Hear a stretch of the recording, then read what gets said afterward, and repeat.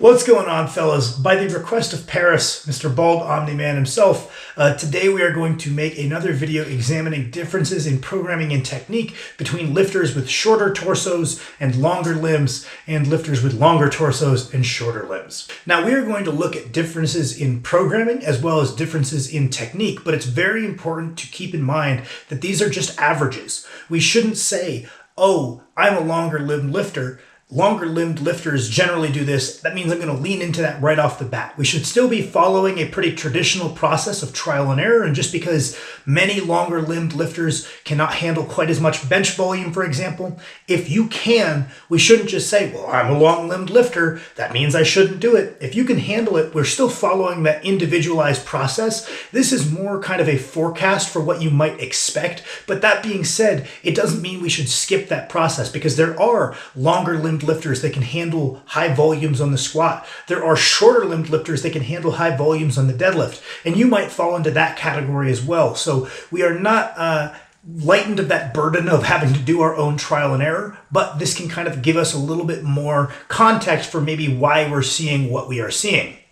Now, the other thing that I feel morally obligated to get out of the way right off the bat, which is the fact that most of us fall into the center of the bell curve. Just by the nature of how these things distribute, everybody wants to think that they've got these wildly unique proportions, but numerically, most of us don't. Even if we skew slightly in one direction, chances are we're still in the ballpark of normal, and our programming is not going to look all that exotic when compared to the next guy. It might be small deviations in our volume allocation from lift to lift, maybe small deviations in our accessory selection, but at the end of the day, it's only going to be the outliers where things are going to start to look very different, and elite lifters tend to be a lot of those outliers. The person that's got the squat world record is going to fall one side of one bell curve, and the person that's got the deadlift world record is going to fall to the other, but most of us fall somewhere in between. It's also worth noting that we all look like we are longer limbed when we're skinny, and that tends to go away as we increase our muscle mass, as our BMI comes up.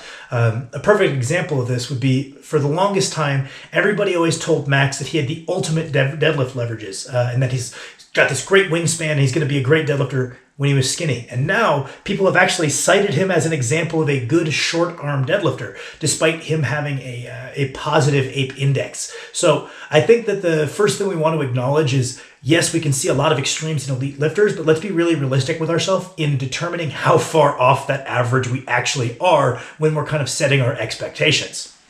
So first, we're going to take a look at squatting. We're going to take a look at squatting for someone with the favorable build. Now, we're going to say favorable, though there are people who have achieved very high level results on both ends of this spectrum in the squat. Often they lean into different strategies. So first, this longer torsoed, shorter limbed lifter, who presumably, due to their shorter femurs and longer torso, are just going to have an inherently more upright squat. It's going to be less taxing on the spinal erectors. It's presumably going to be a bit less taxing on the hips. What might that look like in terms of differences in programming? And first and foremost, they're going to be able to do more volume on average. They're going to be able to train at a closer proximity to failure on average. I believe the Seek Strength guys made a little video talking about squatting for guys with longer femurs. That was one of the things they mentioned, is the average proximity of someone with a very favorable build, because it's going to be that bit less systemically fatiguing because it's more mechanically efficient. They're able to train pretty close to failure with very limited breakdown. Whereas the longer limbed, shorter torsoed lifter is always going to be having that stronger posterior chain compared to quads, and the closer they push to failure, the more it's going to turn into a good morning. So you're going to be able to see more volume, and often that volume is going to be at a closer proximity to failure. And because we're doing more volume at a closer proximity to failure, you'll often see that the training of someone with a favorable build for the squat is going to look quite specific. The vast majority of what they do to get better at squatting is volume, and on the very specific motion itself. Maybe they're doing some SSB in there, which I find to be a very helpful variation. Because our torso is long, it's common to be limited by kind of our torso folding up, because it's such a long lever, and something that's going to challenge that mid-back like an SSB will often give these lifters a lot of benefit. But because they're able to handle all of this specific volume, they might not need as much supplemental volume for more directed motions like a belt squat or a split squat. They can have this very specific volume spam approach to their main lift. Now, this isn't universal. There are some people that still use a limited volume approach and then run up some additional volume using accessories, but that's one thing you will frequently see is that the frequency, the intensity, or the volume, or some combination of these will be higher, and that means their training is going to have this overall higher level of specificity because they can handle it. Now, as far as technique differences, they're going to be more upright by nature, whether they take a narrow stance or a wider stance, whether they rely more on pushing the knees forward, more on opening the hips, they're going to be more upright by nature. And that's why you will often see these lifters with extremely favorable builds using a bit higher of a bar position. Because it's going to lean into their natural strengths, which is someone that's built like this is going to have a much easier time developing relative strength in the quadriceps compared to someone of the opposite build, and they can lean into that strength a bit. You'll often see that in powerlifting competition, the people with a very favorable build, their low bar is more of a mid bar because they're going to be quite upright either way, and it's better to keep themselves stacked than to really ask a lot of that long torso. If they cram that bar really low on their back and they shoot those hips more back to rely on their hip hinge, suddenly that long torso that's a benefit for their more upright squat almost becomes a detriment if they're trying to do a heavily leaned forward low bar squat, because the longer that lever is, the harder it is to keep it from rounding over. So you'll often see lifters like this lean into a bit more of a mid bar position. Even if the goal is squatting as much weight as possible, you're not going to see them using a whole lot of visual amount of hip hinge when compared to their longer limbed counterparts, or even their, I would say, averagely limbed counterparts. It's going to be noticeably more upright on average. I would say there's a pretty equal split of the use of heels or not heels. I would say that's not necessarily something that's going to trend either way. Stance width can vary, but I would say that's the most common difference in technique we're going to see adopted for these lifters with this favorable build. Now, as we mentioned, due to their build, lifters built like this are often going to find it a lot easier to develop relatively strong quadriceps when compared to their long-limbed counterparts. And that's going to also factor into what accessories we are going to commonly use. Because they're able to hammer all of this specific volume, and that specific volume with this upright torso is going to lead to a relative amount of strength in the quadriceps, we're often going to see squatters like this be limited actually by the strength of their back and their posterior chain.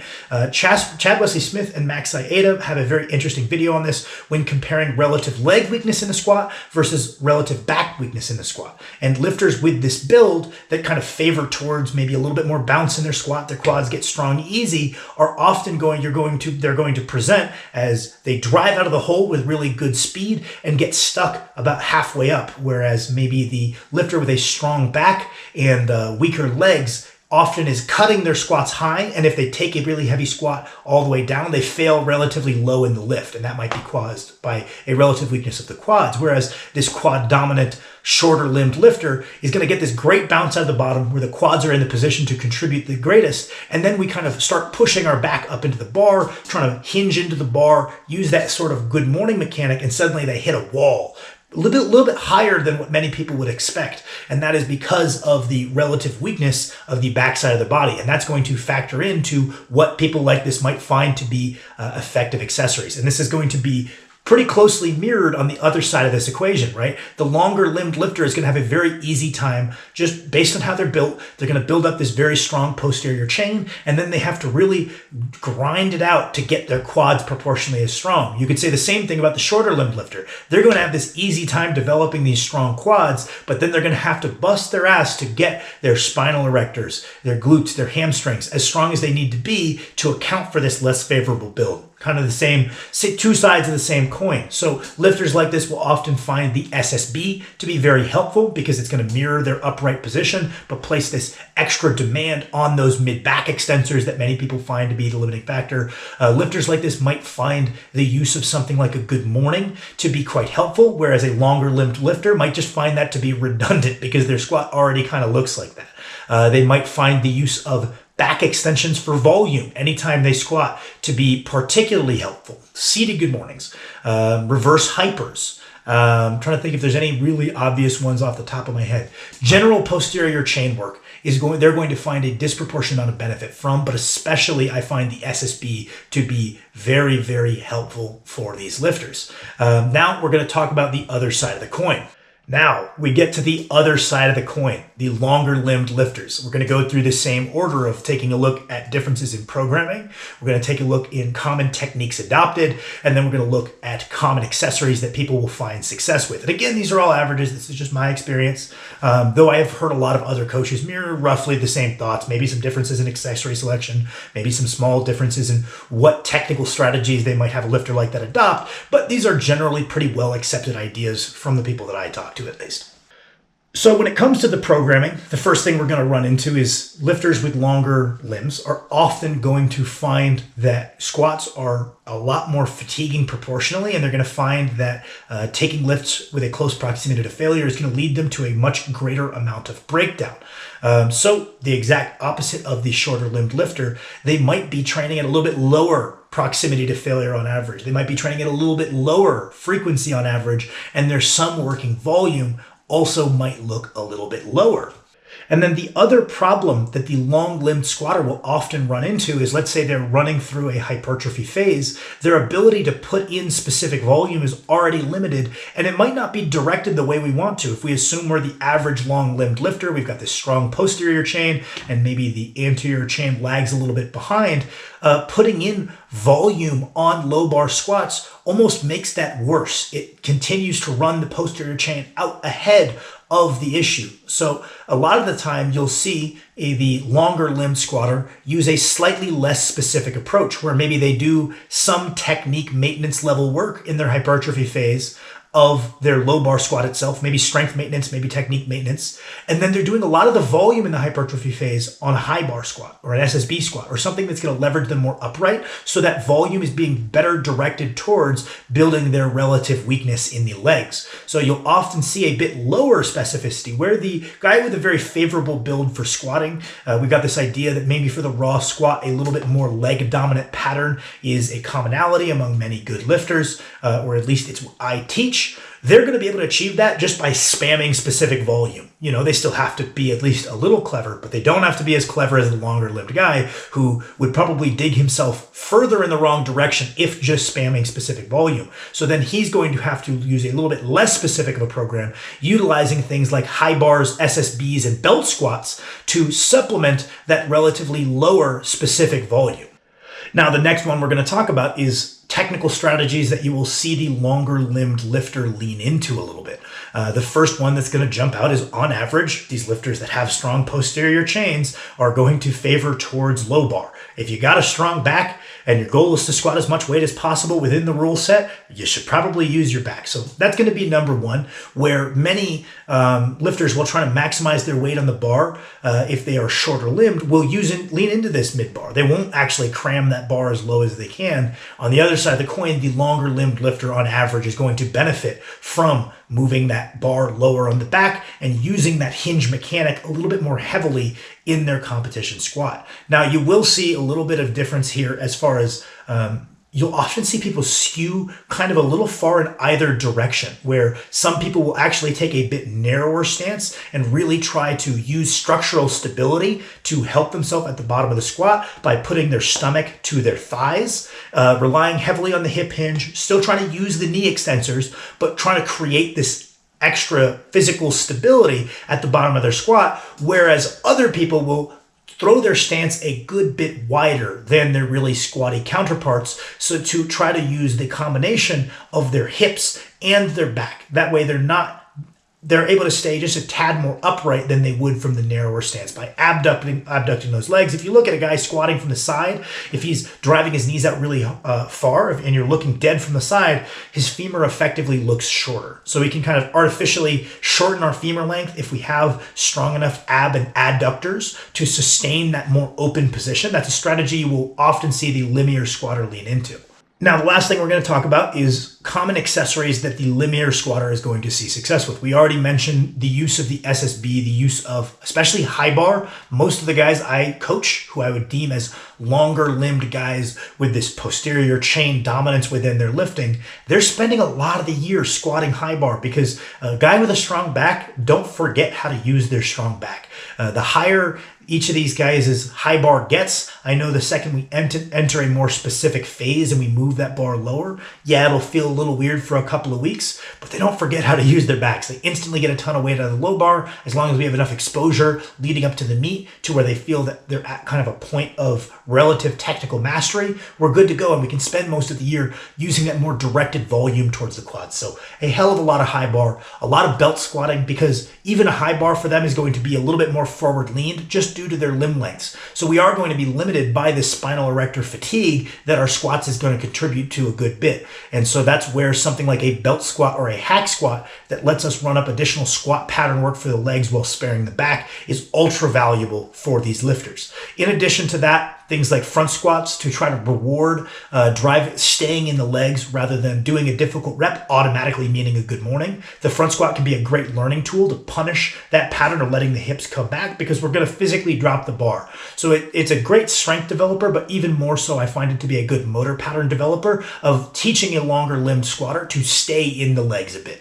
So high bars, front squats, belt squats, hack squats, even just using things like sled drags, walking lunges, split squats, anything we can do to run up additional leg volume, we're going to have to really drive a lot of our training economy towards that, right? Yeah, we could handle a bunch of posterior chain volume and really double down on one of our strengths, right? We're going to talk about this in a later installation of this video, but the longer limbed guy is going to actually be able to handle a good bit of deadlifting volume. So he could just lean into doing a ton of posterior chain volume and get stronger and stronger and stronger in that regard.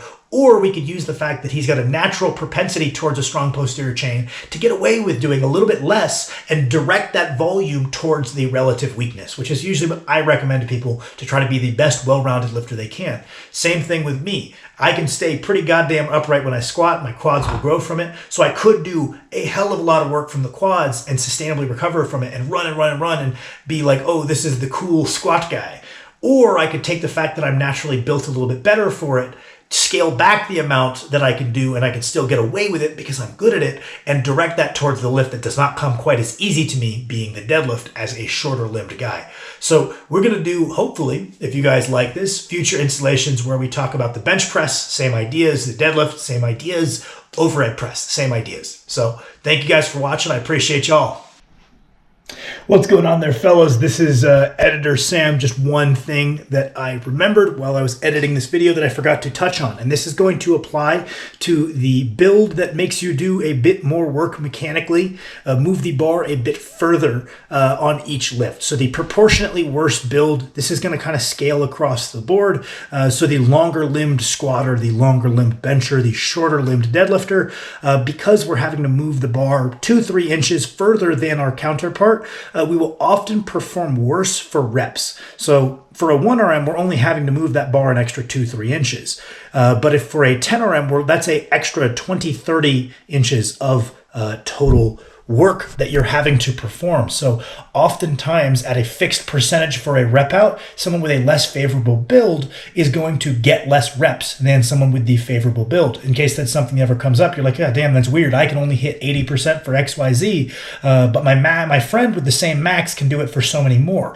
Sometimes that's a byproduct of having to do more work per rep, really multiplying 4 rep out sets. So that's something to be aware of. You could think of it that you're bad at reps, or you could think of it that you're good at singles. And this is something that really will often show up with guys with less mechanically efficient technique in strongman as well. They've got the general overall strength that they've got a very good deadlift 1RM, but then on a deadlift for reps, their lack of mechanical efficiency really starts to show itself, and they will actually do worse than someone with a notably lower 1RM, because each rep, they're mechanically doing more work, and that discrepancy gets bigger and bigger for these rep outs. And the same thing applies to having to do more work and move the bar further due to your build. So that's just another thing to keep in mind.